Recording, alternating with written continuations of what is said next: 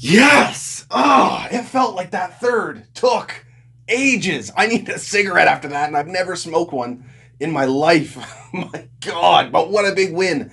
And you love getting a win like that against a strong team in the Winnipeg Jets, and it sets up a huge rematch Wednesday, 10 p.m. Atlantic time. But enough about next game. We won tonight.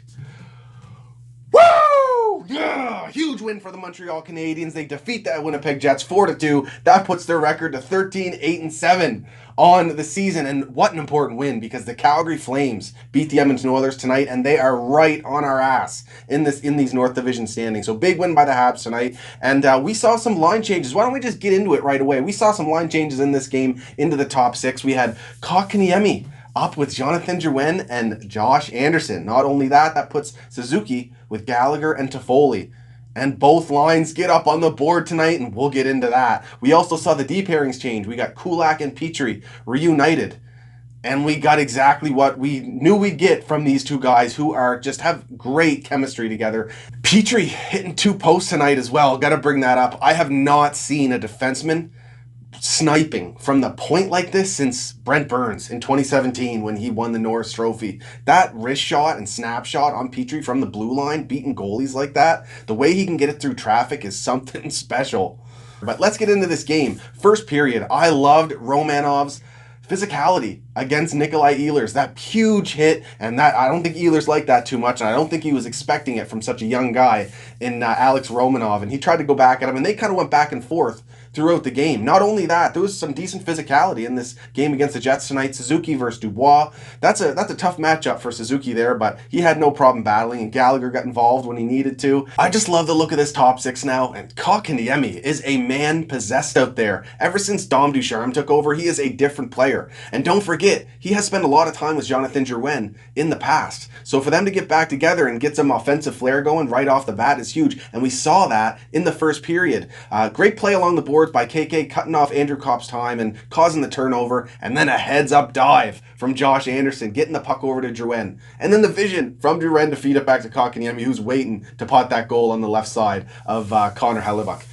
And speaking of that, the Habs scored some big goals on Connor Hellebuyck tonight, who's been an absolute beast the last few games against the Toronto Maple Leafs. So for the Habs to score some goals on him, and Petrie to hit the post, beating him clean twice. So then we go into the second period. Habs end up on the power play, and we see a great zone entry from Jonathan Drouin, which eventually led to the goal. He comes through the neutral zone with a ton of speed, gets past the blue line, doesn't end up being the cleanest zone entry on the power play, but Tyler Toffoli, the poise, the veteran experience, he backs him up, close support, and makes a smart play to Suzuki, who feeds it towards the net, and Anderson's in the right place to bury it. And he does so. Another goal for Josh Anderson. That's 11 on the season, so 110 now, 10 per goal to Parkinson Society. So that's huge. I love to see that. So Habs go up 2-0, but we get Kyle Connor making it 2-1 for the Jets. And what a great release this guy has. He just has a knack for finishing. He ends up with 2 on the night, but this first one, great screen by Blake Wheeler in front of the net on carry, and Connor skates in on the right side half wall and just chooses the perfect opportunity and moment to shoot that puck. Price didn't see it before it went underneath his legs there. Can't blame Price on that one. You got to give credit where it's due to Kyle Connor. Not the easiest guy to look at, but man, the guy can finish.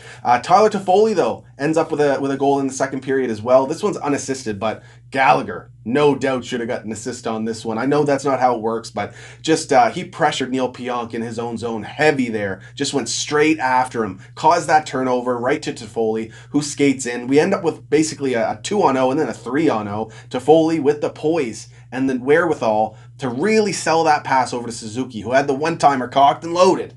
But Toffoli makes the right choice and just absolutely tricks Connor Hellebuyck, pots a goal to make it 3-1. And that was a big goal heading into the third period, because Kyle Connor, another snipe, and again on the power play from Morrissey again as well. And he just absolutely rips this one over the shoulder of Carey Price, who honestly couldn't have played it better. He was aggressive in his net and slid over to be able to cut off the shot, but it was just perfectly placed. Absolutely unbelievable goal by Kyle Connor, making it 3-2 after Price absolutely robbed him just a few moments prior on kind of an off-speed shot that got fed towards the net, and somehow Price got his leg out there. What an absolutely incredible game by Price tonight. Great job by the Habs, too, to close out that one-goal game. It was tight. There was a lot going on, and especially in the ending sequence, the guys he had out there, Phil Deneau, Jonathan Drouin, Tyler Toffoli, Weber, and Edmondson did a great job defending the Winnipeg Jets. I know a lot of people have some things to say about that Weber-Edmondson pairing, but the main thing is they didn't get scored on tonight. So, I mean, how bad can you be? Jets scored a couple power play goals. Some stats on the night. Habs get outshot 36-31. They're bested in the faceoff dot yet again. However, they kept it close against a team that has a ton of strong centers. So 48% Montreal finished at tonight. So I'll take that, no doubt. We're 1 for 2 on the power play tonight, 1 for 3 on the PK, but that Jets power play is nasty. And it was a pretty physical game, 33-22 hits. The Jets leading that one. Suzuki, Montreal's most used forward. I like the way he looked out there tonight, playing with a little bit more confidence. Again, I like how the top six looks. And you know what? I was thinking about it, and Suzuki might actually fit better with guys who don't play as fast. Because Suzuki's not the fastest guy out there. He's got the smarts.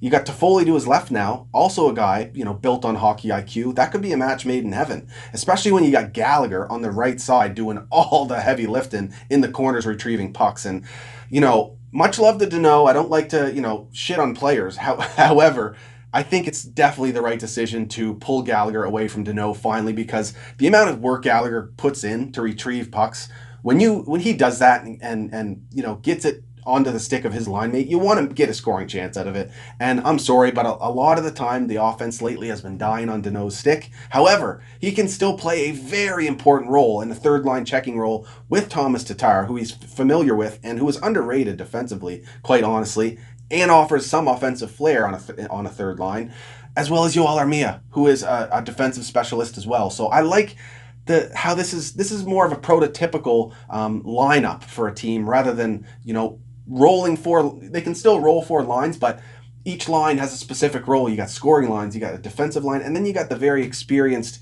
fourth line with speed from Byron, Corey Perry still, who had a nice toe drag tonight, and Evans, who got lit up. I don't know how that wasn't a hitting from behind penalty. Hopefully he's okay after that. But yeah, loving the way the forward core is looking now. And most used defenseman obviously was Jeff Petrie with 25 minutes.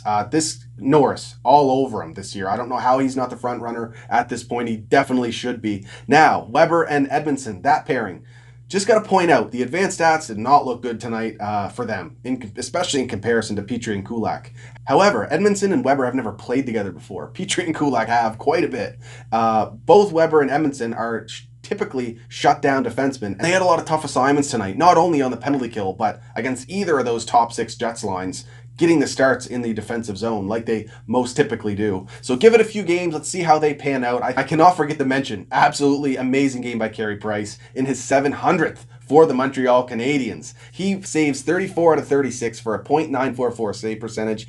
And over the last 5 games, he's got a .952 save percentage. The guy is rolling now. It's so good to see.